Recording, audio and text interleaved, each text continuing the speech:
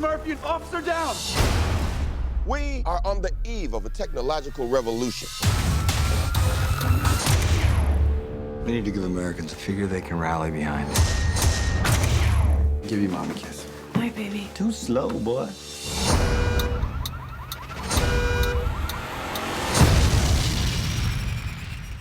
We're gonna put a man inside a machine. He suffered fourth-degree burns over 80% of his body. If he survives, he'll be paralyzed from the waist down, confined to a wheelchair. You say you can save him, but what does that mean? What kind of life will he have?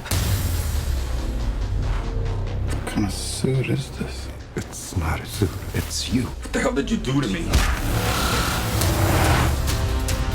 Make him more tactical, make him look, let's go with black. When the machine fights, the system releases signals into Alex's brain, making him think he's in control.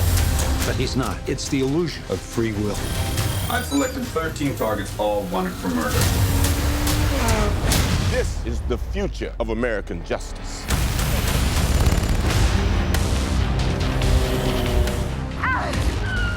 You need to speak to your son.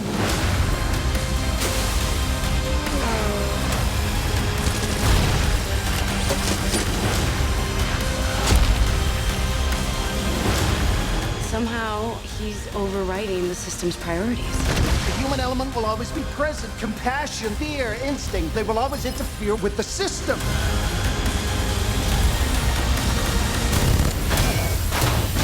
Dead or alive, you're coming with me.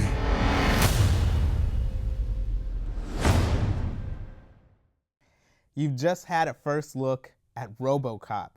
Talk about a blast from the past. It's been 20 years since RoboCop 3, 27 since the original.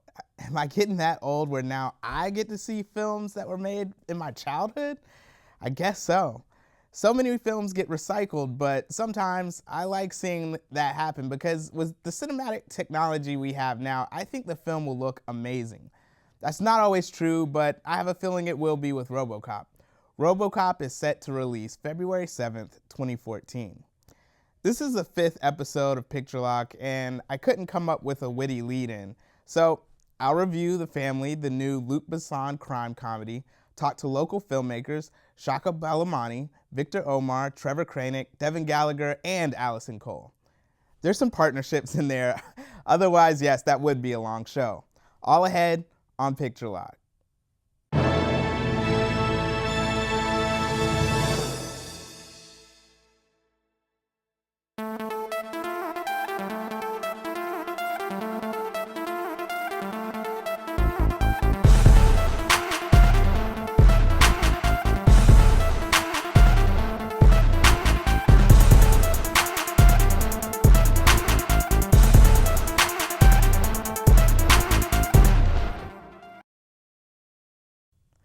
There are certain actors that we get excited to see attached to a film.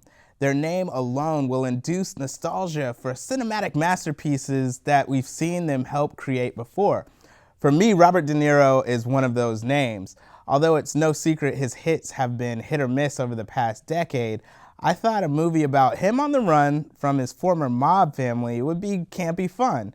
And it was, for the back of my eyelids. Don't get me wrong, it's not the worst movie ever. It just doesn't know how to handle its ensemble and storyline at times.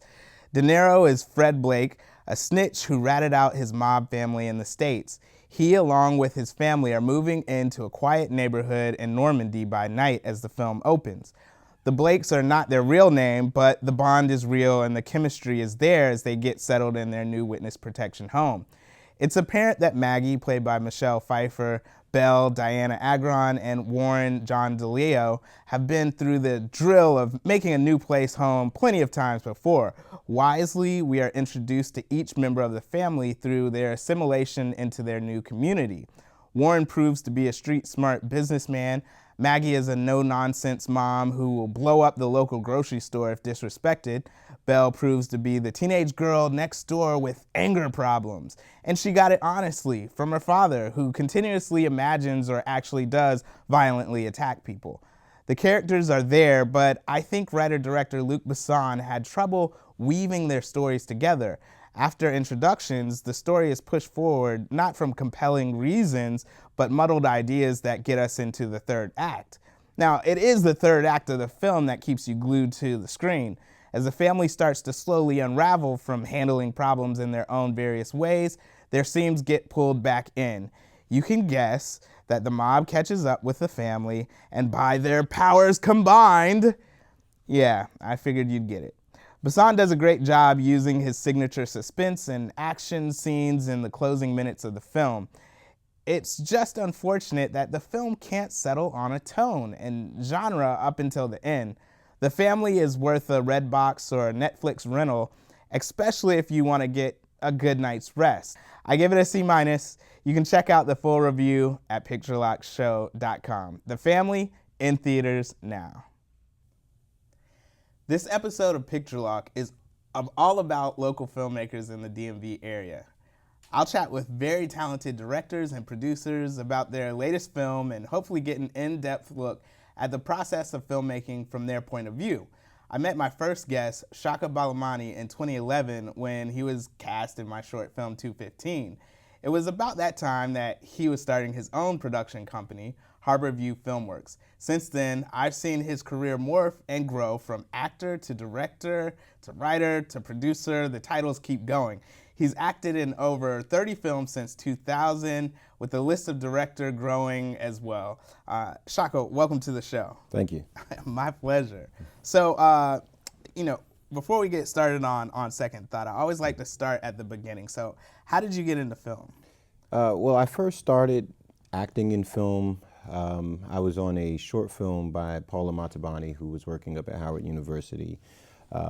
And that was my introduction into the film world. This was back in 2000. And from there, I had a love for film. I knew that that was something that I wanted to do as far as my career was concerned. I was going to school for TV production and broadcasting. I did an internship at MTV and eventually made my way back to film. But that was my introduction, was back in 2000. Okay. And you said that was at Howard? Well, the producer of the film used to be an instructor at Howard University at that time. Okay. Yeah. Cool. So did you grow up and it was like you wanted to be an actor or a filmmaker, or is this you just kind of fall into it, or what? Well, I'm a third generation actor. My grandmother, who is 96 years old, wow. She just recently stopped acting on stage. She's a theater actress. So she's from the Bronx, New York, and she had been acting since the 40s. So I grew up in a household that was came from film and acting. My mom is actually married to Frank Severa Jr., who's the son of Frank Severa, a famous actor. So this was something that, I grew up around as far as I've seen my whole life. Right, right. So were you like, in the audience throwing roses on stage with grandma? I think it was one of those things that was like the culture in my household, right. As far as like being artistic and being an expressionist per se. It was just something that I never even really thought about. It was just natural. So when we would go to my grandma's house in New York, it was something that all of the grandkids did, performances. You had to. You didn't have a choice during Thanksgiving or Christmas. It was one of those things that I fell in love with. And then I think the first time that they gave me a camera, I knew that, directing was going to be something that I wanted to do as far as writing and directing and getting into film in that aspect. Right, right. Now, I definitely want to get into the material, but you're obviously a family man now, so is that something that you're also setting your children up for as well? Yeah, it's funny, as I upgrade on equipment and as technology begins to advance, I always pass it on to my kids. So even my 4-year-old and my 11-year-old can work a DSLR. Oh, wow. Like they're into that life, and they're growing up on sets and their PAs and things like that. My 11-year-old is a fantastic production assistant. We actually just did a 15-week studio back film this summer, and my daughter at 11 years old interned the entire summer and did production assistant work. So wow. Yeah, it's something that my family is growing up in as well. Wow, man, that's cool. Okay, so obviously you've been in over 30 films since, as you said, 2000. Under the Bourbon Moon is a film that you were recently in. Let's talk a little bit about that. Tell me what that was about. Oh, that was a fantastic film. It's cut from the cloth of kind of like the Brat Pack.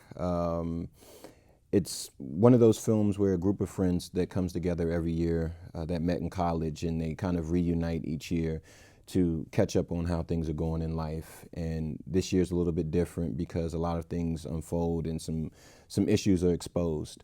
So it's a story more about relationships between the friends and people moving on in life. It's at that stage, and we've all been there, where we're kind of finishing off school in your late 20s, and you're trying to find this direction. Where do you want to go? This is when you leave the roommates, and right. You start to go out and venture on your own, and you're thinking about, do I want to marry her? Do I want to start a family with her? What do I really want in life? Is this the job that I want? So it's really about a group of friends dealing with themselves and what happens this weekend at this lake house. Okay. Yeah. And who is your character in the film? So my character, wow, it's a very interesting thing because I normally play the bad guy in a lot of the films that I'm in. I don't know why. It's not a typecast thing. I'm either a lawyer or a thug. I don't know why. But, right. And my character, he is a last year PhD student who's really fallen in love with this girl, Jen. And he's at this crossroad where it's like, I just don't want to mess this up. And so for him, he knows that he has, the love of his life. He's got this career that he's on the brink of. And like I said, his biggest obstacle is just not to mess it up. So his name is Joey, and Joey is basically the sunshine in this film. One of the things about this film is that you'll see that there are a lot of dark secrets and things that are coming out about people's own emotional turmoil. And my couple, as far as myself and my girlfriend in the film, we seem to serve as the light in that picture. Yeah. Okay, cool. So, I love how, as you talk and describe, you really come from that actor's point of view. Like, I can tell, like, you studied the character. You're like, this is a subtext. This is where I need to go. Yeah. So, within, all the films that you've acted in, and especially with the most recent with Under the Bourbon Moon, what were some of the experiences and things that you learned that helped you for On Second Thought? As a writer and director, I think that one of the things that I pull from as an actor is just really understanding the character as far as the development of this character and letting life happen. A lot of times, when I'm auditioning actors, I put them in different situations that may not have anything to do with the particular script or the side that we give them to read in the audition, because I want them to be committed to what do they really feel this person is, or who this person is. If I take the average person and I give them a script or a side and I say, hey, okay, you see this one story about a guy who has robbed somebody at an ATM, okay, and you're coming in and you're auditioning for the guy that's going to rob this guy at the ATM. Mm-hmm. But what would he do if a lady needs a seat on the bus? How is his character going to be? Okay, right. Like when you throw him in a different situation, I think that those are the kind of things that I pull from as an actor and being committed. That's what I really dove into from the aspect of being a director on Second Thought, was pulling the character development and being true and honest and letting life happen for the character. It was one of the things I focused on. Right. Yeah. Let life happen. Yeah. That's I might have to steal that. That's dope. Just let it breathe. Let life happen. Yeah. Okay, cool. So On Second Thought, let's talk a little bit about that. Give us a summary of what the film is about. And I know that the film came together under unique circumstances. Mm-hmm. So let's talk about that. Yeah, On Second Thought is it's actually taken from a true story. So it's a film about a young man who gets two young ladies pregnant, and one of them ends up having a baby. So he has an 8-month-old child, and he has another girl pregnant at the same time. He is actually a LeBron James type of character. This story was pulled from the Boston headlines. He convinces one of his child's moms to murder the other one. And then she ends up going to jail. Okay, he ends up getting away. And so now you have these two motherless and well, parentless children. So this film was basically brought to us by a legislative group in Congress. The Black Women for Positive Change had approached us about producing this film to address, the culture of violence in America. So we wanted to basically put together this film where we could show the true events and then also give it an a different ending. Okay. So we gave it an alternative ending where the father comes in and he steps in and talks to the daughter before she makes this drastic decision to kill the other person. So that's what On Second Thought is about. And it has gotten over 20 proclamations from mayors and government officials in cities declaring the day that it debuted, which was August 22nd, as a National Day of Nonviolence. So it's been one of these films that has now become history. And it's gotten a lot of positive feedback. We've gotten contacted by the Department of Corrections. They want us to do an entire series of On Second Thought films with different scenarios. We've already gone into talks and negotiations with the legislative group about doing one to address high school dropouts. So that's probably going to be the next one that we're going to tackle. But yeah, it was a fantastic experience. It was shot in 18 hours. We shot it over a 2-day period. Wow. And I basically pulled together a whole crew of directors that I had worked with in the past.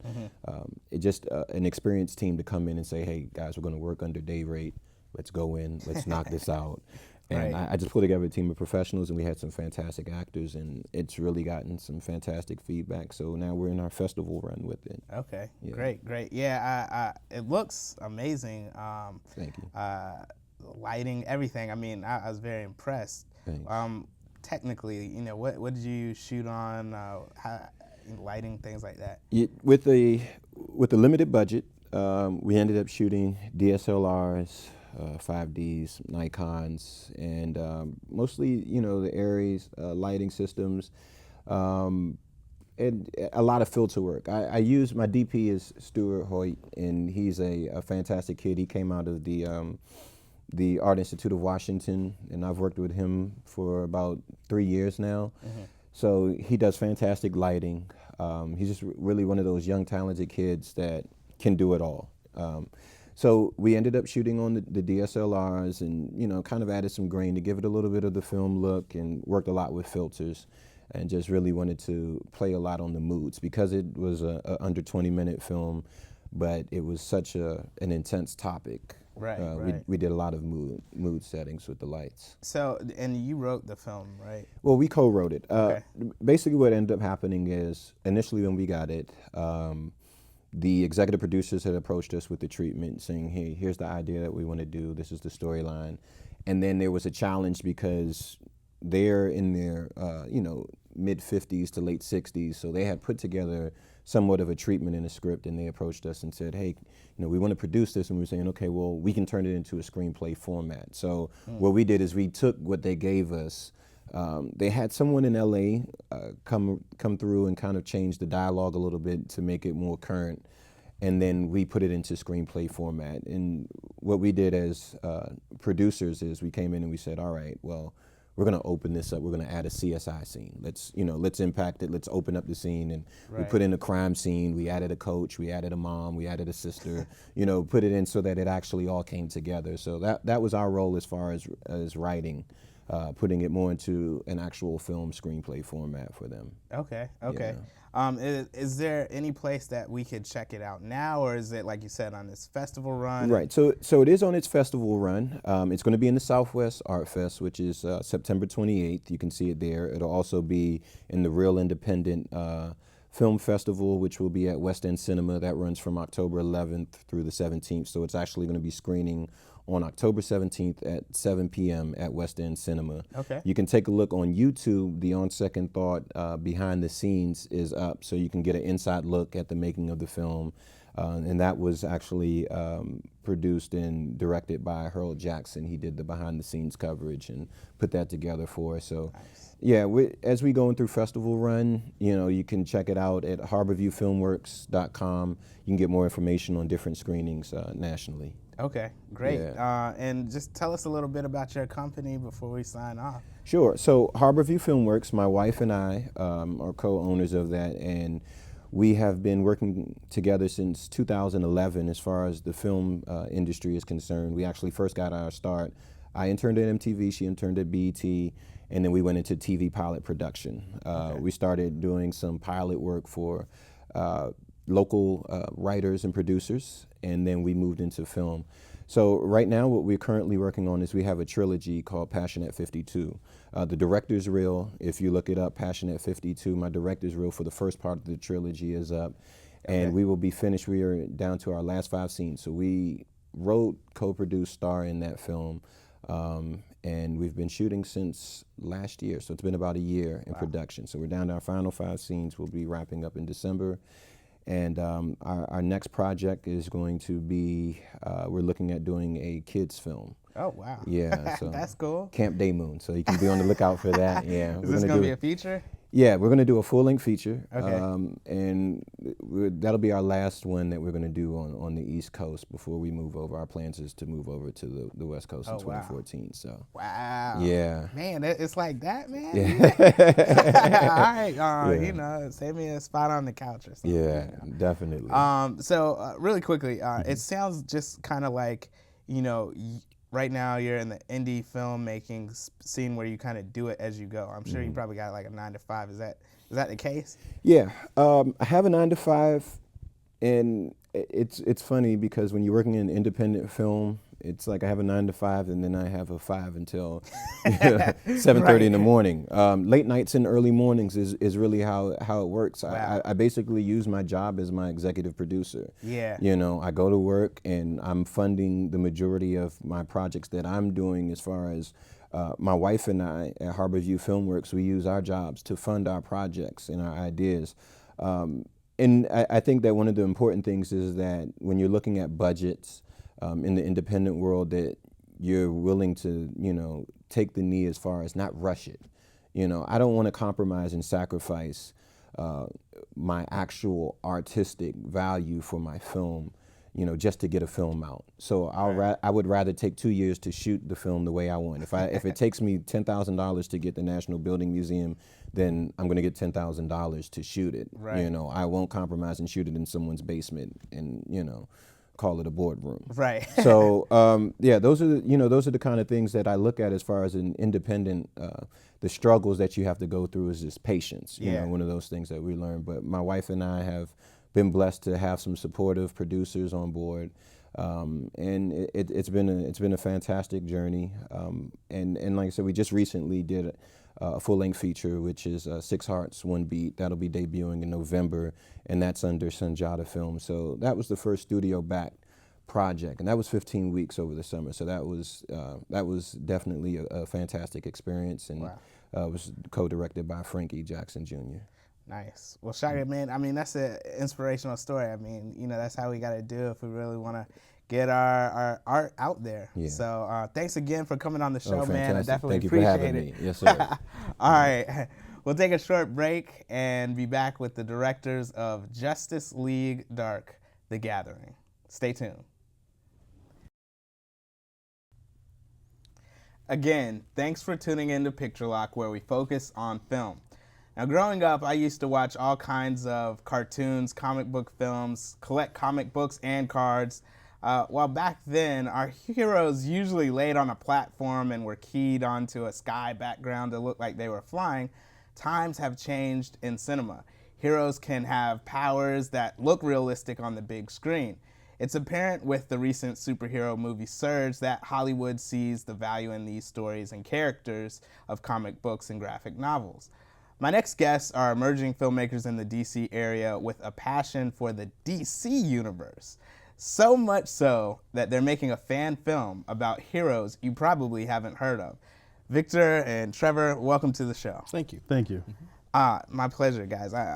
I'm really interested in talking about this because, like I said, you know, I grew up and I was collecting cards, collecting the comic books and things like that. So, you know, what's your guys' story? How did you get into comics? All right.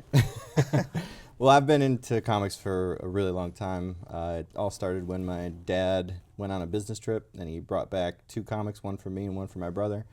brought back Uncanny X-Men for my brother and Justice League of America for me. Nice. And this was back when it was George Perez, and yeah, so it was a pretty good era for me to be getting into comics. And ever since then, I've kind of found my own little niches, one of which was horror comics and also the DC Comics horror superheroes. So this is really something that I've been looking forward to for a long time, without even knowing I was looking forward to it. Right. Yeah.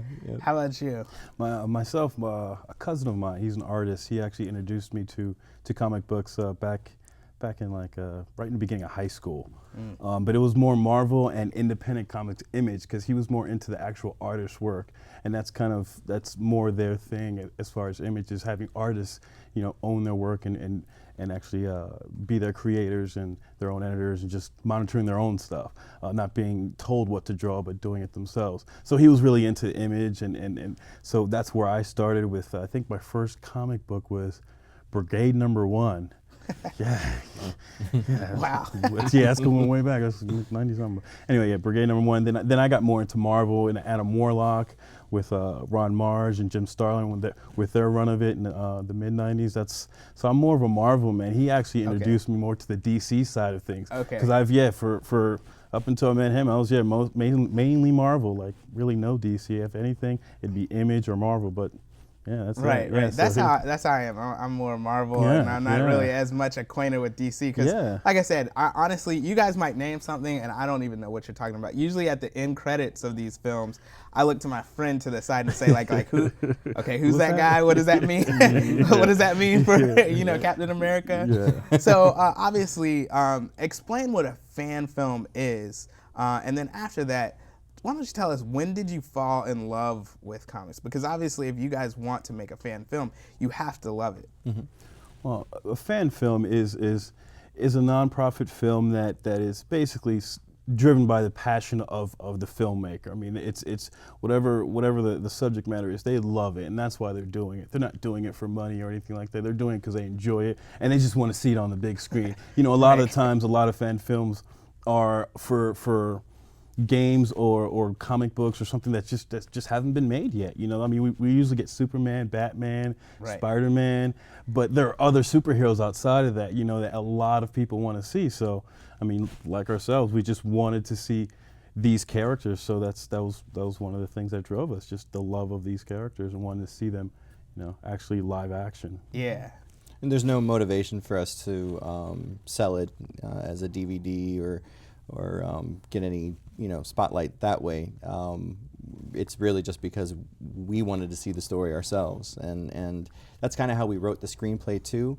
Was it's a big mixture of some of the storylines from some of the comic arcs, but we kind of took what we liked from some of the things and added our own twists on things, and it was a good combination of all of those factors. So. Right. Now, I know that sometimes the fan films can be better than the Hollywood films. Like, I know they had, like, the Punisher fan film. I saw that. I thought that was pretty awesome. So how did you guys get into Justice League Dark? Because I'm familiar with Justice League, and I'm sure most people are. But Justice League Dark, not so much. Obviously, the first time I heard about it was when I heard about you guys making the fan film. Sure. So how did you get into it?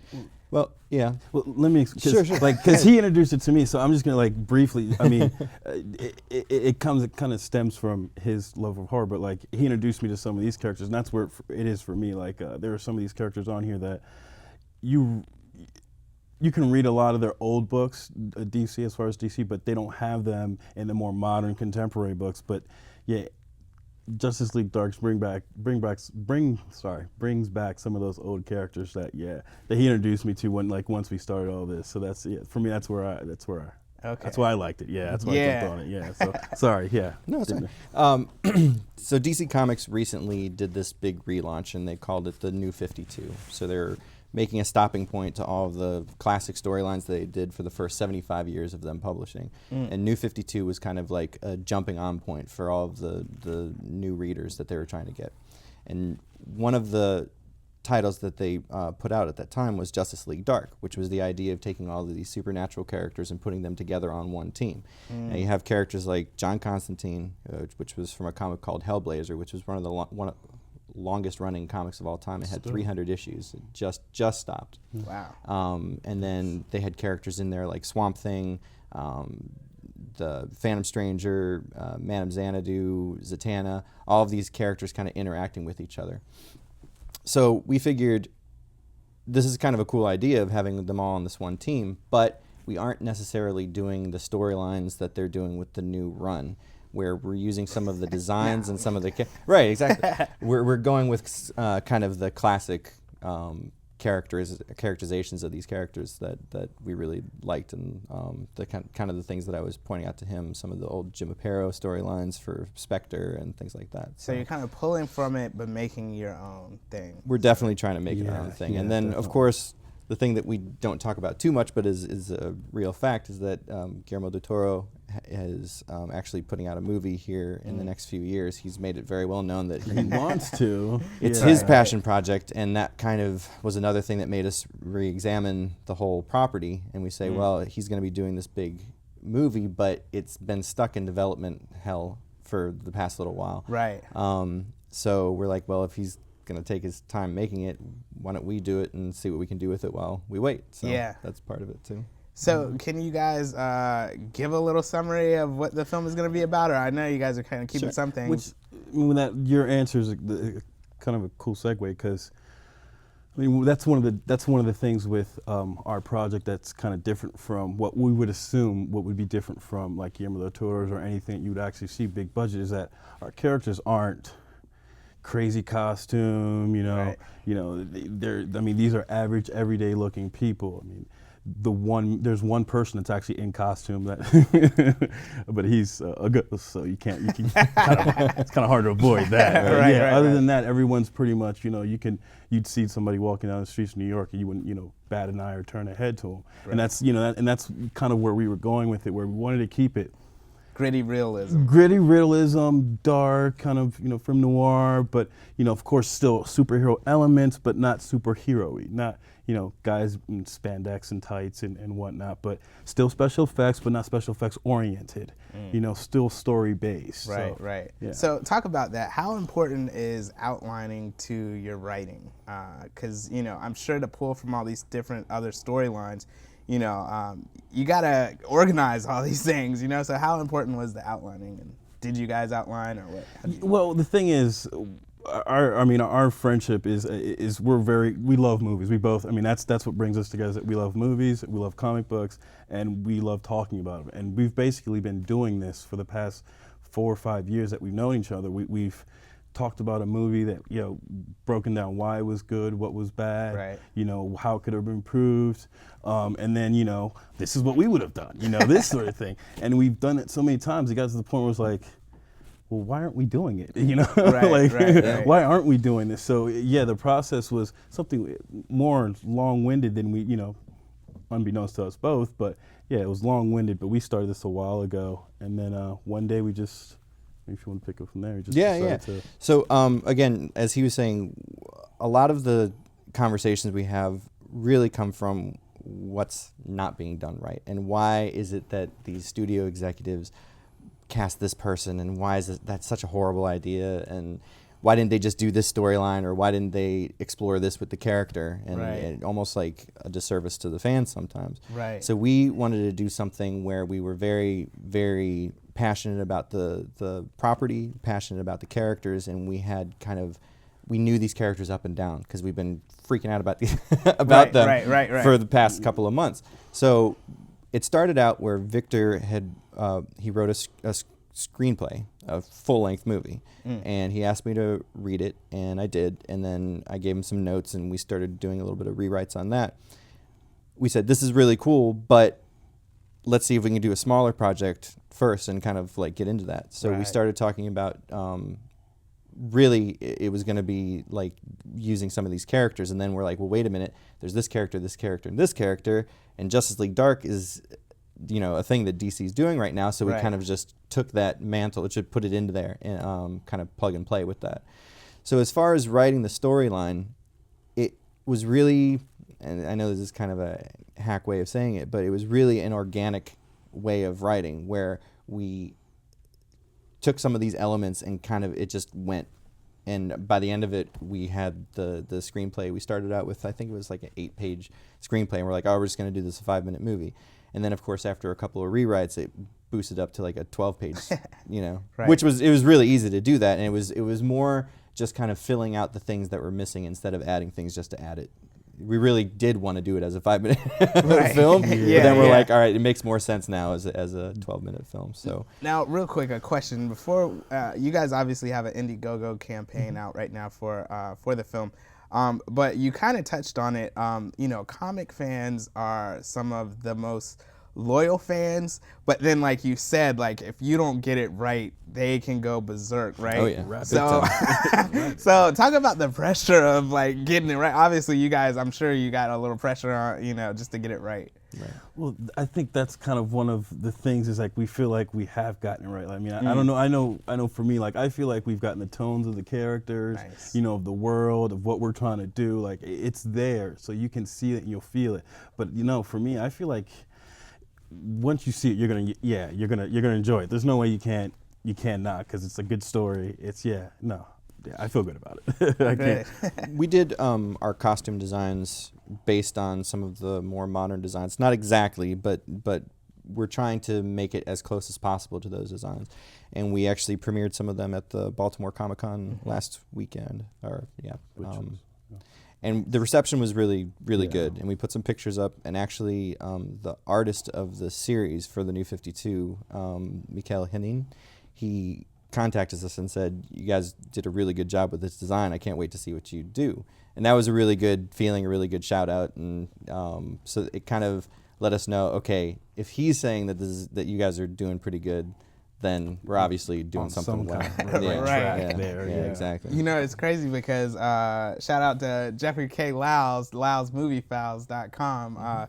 I saw he had done a little story on you guys, and that's how I was like, wait, I know them. It was like, oh, okay. Sure. So that's cool. That's cool. Okay, so Indiegogo campaign going on. Let's talk about that. Sure. All right. Now. It actually, right? And now. All right. It launched the night before Baltimore Comic-Con, and it goes until a few days after New York Comic-Con coming up here next month. The reception's been really good so far. We've already raised over $2,000, which is pretty good. I mean, we look at some of the campaigns that are trying to raise money about what we are, and we see that some of them aren't touching it, and some of them, of course, are skyrocketing past us. So we're feeling pretty good about where we are. We have a little over 30 days still left to go. We have the rewards that we have right now. We have pint glasses featuring some of the production artwork for the film. John Constantine is on a pint glass, and that's one of the rewards, and it's actually at a pretty good price point. I thought that was pretty cool that you guys got those things. Oh, they look pretty cool. They're solid. That was kind of one of those, like, this could be really cool, and if I was, if I was seeing this, I would actually really, really want that. So, then we're also have a T-shirt featuring the artwork of Dead Man as the Hanged Man tarot card. We have some things with our production company logo on it, which is Happy Reaper Productions. And by going to happyreaper.com, it automatically goes to the Indiegogo Yeah, site. we decided to do that. We redirected straight from our main website to the Indiegogo campaign for the length of that. Nice. Now we're going to be adding some other rewards this week also, some pretty interesting things. One of them is a prop from the movie. It's the Phantom Stranger hat, and the people who win it can either get it just as it is or have it signed by either the actor Marshall Shirley for Phantom Stranger or even the entire cast. Nice. A couple other interesting rewards. We're going to offer a tarot card reading from Madame Xanadu, the actress that plays Madame Xanadu. Okay. Her grandmother was a psychic, a real tarot card reader. The actor. The actress, yep. Yeah. And she has learned a lot from her, and she has offered to do that as a reward too. So, yeah. Cool, guys. Well, before we wrap up, again, maybe just let our listeners know and viewers know, where they can find you guys and how they can donate to the cause if they want to. Sure. It's happyreaper.com. Also, if you go to Facebook, you can find us at facebook.com/JLDgathering. We're on Twitter at Happy Reaper Prod Reaper Productions. We're also on Facebook at Happy Reaper Productions, just facebook.com/Happy Reaper Productions. And we're on Instagram. We're all over, actually. So we're hitting it pretty hard. Definitely. Nice. Well, guys, I'm looking forward to seeing this because anytime that, you have the confidence and you're comic fans and you're like, nah, they're not going to be mad, it must be good. No pressure. No pressure, though. No pressure. No pressure. No. Well, thanks for coming on the show, guys. Absolutely. Definitely appreciate it. Thank you for having us. Yeah, absolutely. All right. Don't go anywhere. We'll be right back. Just keep talking. Documentary films have the power to make us laugh, cry, get angry, and march on Washington just as much, if not more, than narrative films. My next guests are no stranger to the genre. Their first film, Karaoke Gold, was a mockumentary about a man just trying to be the best karaoke singer he could be. Their latest, Married in Spandex, covers the road literally and figuratively to the wedding of two women from their home in Philly to Ames, Iowa. Devin and Allison, thanks for being on the show. No problem. Thanks for having us on. Okay, so this might be a really funny interview. Obviously, Devin and I work together. Well, I appreciate you having us on because we never get to hang out. Right, exactly. So we never see each other. This is okay. So how did you all get into film? Well, actually, it really started with Karaoke Gold, what you're talking about. I was moving to the Pittsburgh area for a few months and wanted something to do with my time pretty much after college. So we actually had some friends who were literally obsessed with karaoke, and we learned a lot about it on different forums, different websites where you could record yourself and be rated by other karaoke fans. Wow. And just the odd sort of bedfellows it made for friends and relationships. And so it seemed like a really good topic. And then after that, I worked at Greenpeace, and Devin and I helped the video department there. And then this project sort of just fell into our lap. Wow. So, I think it's a little interesting for you, Allison, obviously, because your career path is kind of different from film, but yet, for some reason you just seem to grace these different projects with your acting prowess, which is always awesome. What was great about Karaoke Gold is that, we had actually a crew of cast and crew of 50 people. Many of them included my mom, my dad, Allison's mom, all of our friends. So it was a great learning experience in that we just had access to a camera and we just kind of made it happen. Yeah. Right. And then also, actually, I got my real exposure to physically doing the work at Arlington Independent Media. They have amazing classes, and we had instructors. Instructors. I hear their staff is excellent. Yeah, I heard the old staff was better than the new staff, but and then we did a mockumentary style show that was on the channel too. Nice. Yeah, and I did get to see a little bit. Maybe we'll roll those clips right now. But they look pretty awesome. Yeah. So I think it's fair to say you guys are a couple, right? And so Married in Spandex is your second feature kind of together. What's it like working together? That's a good question. I mean, I think Allison actually, she's in law school right now, so she obviously misses it a little bit, doing the creative side of things. But it was a lot of work, but just because we had a very small crew, and we kind of took on a lot of different roles.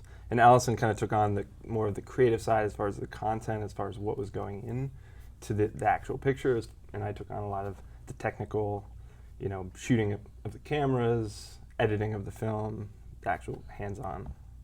Okay. So before we get into Married in Spandex, what were some of the things that you guys learned from Karaoke Gold that you brought into this? Because obviously, Karaoke Gold was that passion project that I guess you guys did, but I'm sure it helped you for this film now.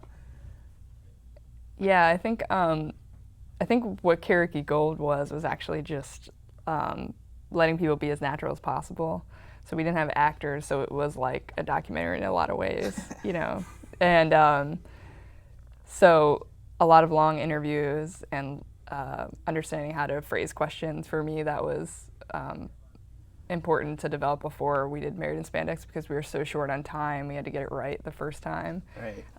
So I think understanding what it is that can get people to open up and really talk to you is something we did learn at Karaoke Gold, even though it was just for fun. Right. I think it required a lot of our friends and family to open up in ways they never had before. And that happened the same way with Married in Spandex. Right, which is an interesting tie-in to Married in Spandex. And also, just in terms of documentary, that's one of the things you have to be able to gain your talent's trust and really be able to get in there and ask those good questions, but allow them to open up to you.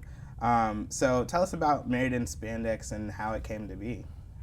Well, actually, it was about, we were both invited to the wedding, and the premise of Married in Spandex is that it's about two lesbians who get married by their favorite performance artist, and they travel from West Philadelphia to Ames, Iowa.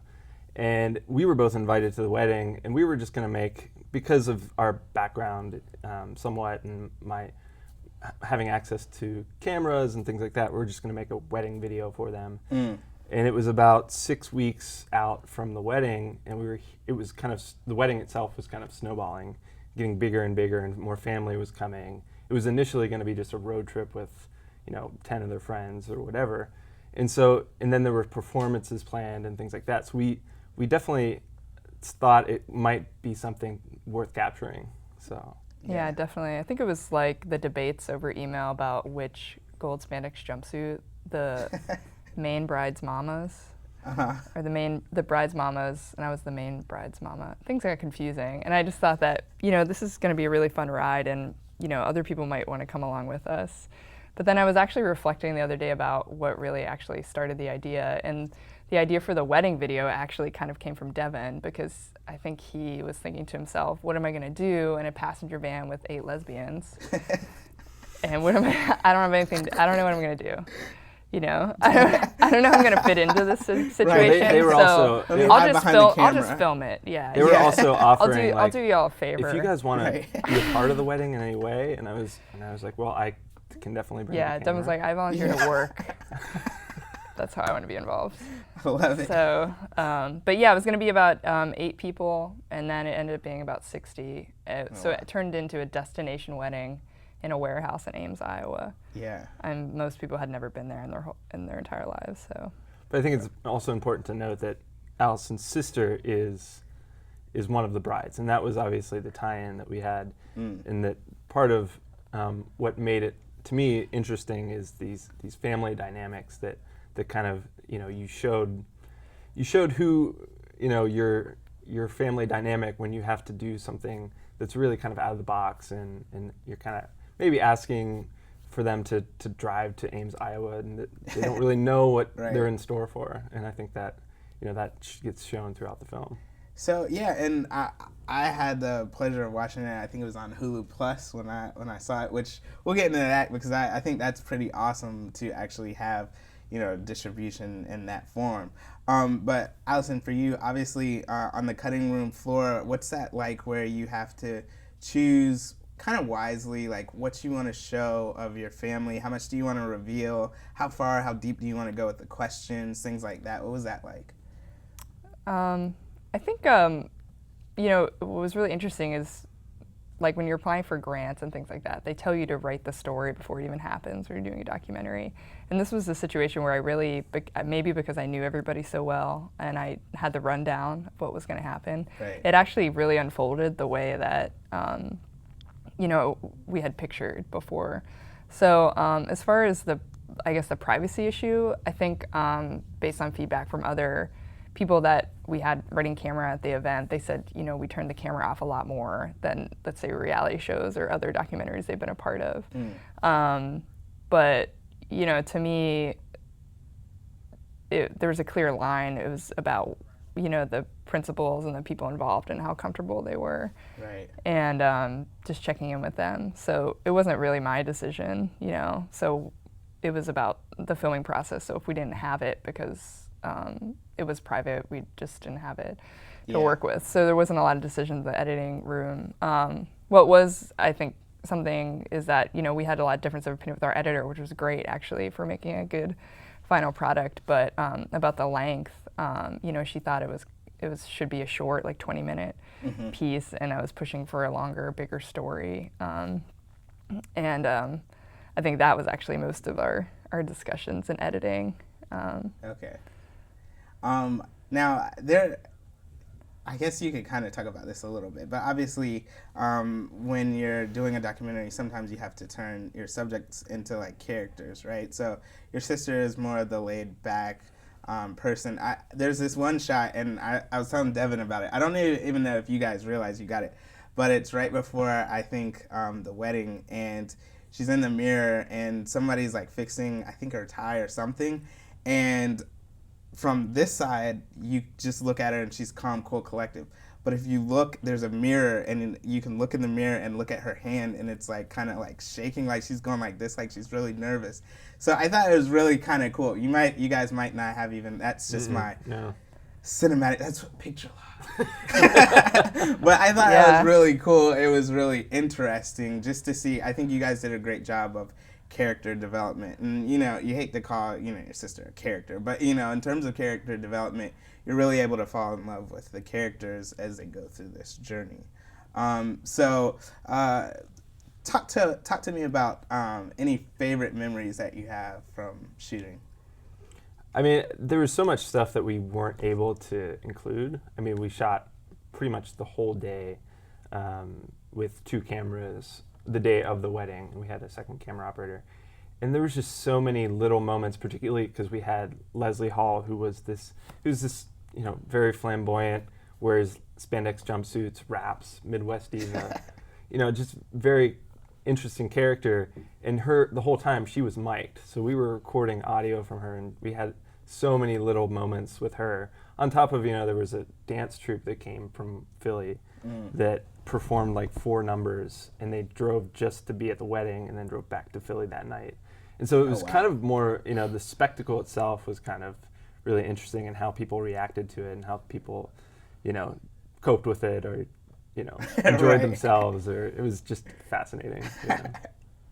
How about you? Any favorite memory moments? I think it's, again, like what you missed, which is sort of like, you know, a real wedding video. You know, people are like, oh, didn't you get that on the video when grandma did that funny thing? It was so funny. But yeah, I mean, I think a lot of my memories just being really nervous and freaking out, and doing these 2 roles, because I think I was a pretty good maid of honor, and I fielded a lot of my family's phone calls and things like that. But, you know, as a result, I didn't really know how to like put on my costume the day of, so there's a lot of playing 2 roles. Drama with that. Yeah, producer and there's which you know, I'm sure is noticeable at some points, but yeah, I think it was in my stepdad's van were full of people, and they had a blowout on the highway, and I had to on the way to the flag down my dad on a 4-lane highway in my outfit, which my cousin said I looked like a streetwalker from the future. So yeah, it was moments like that. I think it makes it real special. Exactly. What about any challenges that you guys face while, you know, shooting? I think technically what we had was we had a lot of interviews and setup of Rachel and Amanda and the wedding. And then we had at a certain point, once you hit Iowa, pretty much, it's all verite. It's all as it happens, cameras following them. So it was hard to pull a lot of the verite up to make it work. So it didn't feel like all talking heads and then verite. Right. And I think that was part of the challenge, but also fitting in some sort of other aspect of, you know, the gay rights issue, and giving it some sort of context within Iowa, as well as within a broader, you know, political landscape, because I think that we struggled really hard to fit that in to the overall arc. Okay. Well, talk about where the film is now. I know you guys had it in some festivals. Is it on Festival Run? Obviously, like I said, I saw it on Hulu. Where are some other places that people can check out the film? Yeah, so it's available for rental on Amazon too, which is different. I think it is on YouTube. YouTube is actually trying something out like that, a rental option.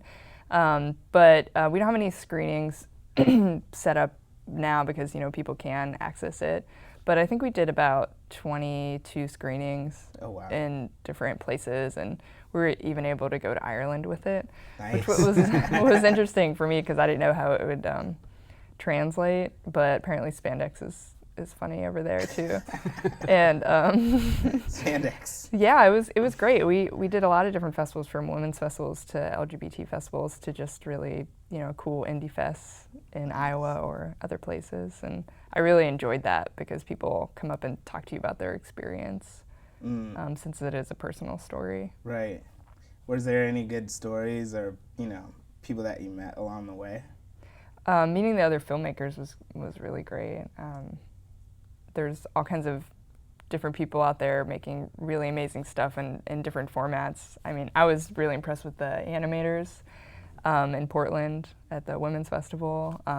It's just amazing how much, you know, art and film are out there for everybody. Particularly documentary in general, there's a lot of, seems like a groundswell with a lot of festivals that are kind of going strictly documentary.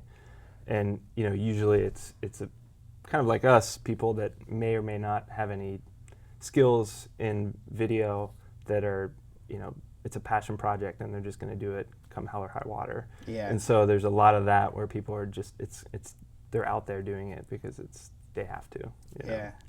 Well, guys, again, thanks for coming on the show. We're going to wrap it up real quick, but are there any plans for future films that you guys want to make, or? Anything? I don't know. No plans yet.